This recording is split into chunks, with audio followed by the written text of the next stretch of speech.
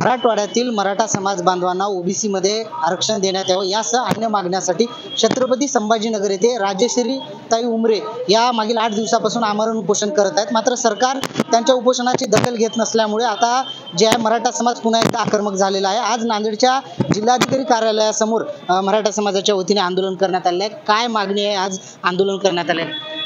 आमची एवढीच मागणी की मराठवाड्यातील मराठा समाजाला हैदराबाद गॅजेट नुसार आरक्षण द्या। ईडब्ल्यूएस जे पूर्ववत रद्द केले ते पुन्हा देण्यात यावे व शेतकरी, कामगार, शेतमजूर यांच्या विद्यार्थ्यांना शिक्षण मुलांना मोफत करण्यात यावे।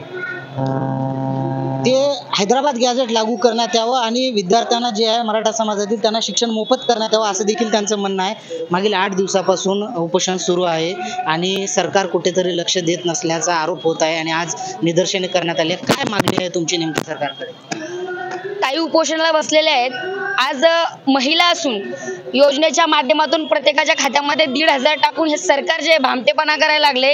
1,500 रुपये टाकल्यानंतर लाडकी बहीण होत नाही। लाडकी बहीण 8 दिवसापासून उपोषणाला बसली आहे। हे जर त्यांच्या डोळ्याला दिसत नाही तर ते डोळ्याला दाखवून देण्यासाठी हे मोर्चा काढण्याचा प्रकार चालू आहे।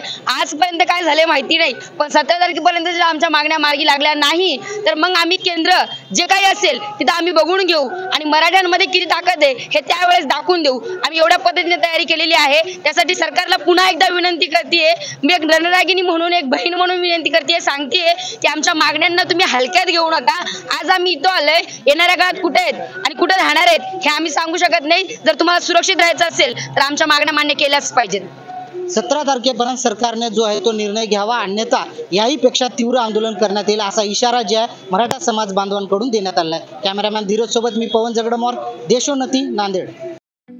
ठळक घडामोडींसाठी देशोन्नती न्यूज चॅनलला सबस्क्राइब करा आणि बेल आयकॉन प्रेस करा।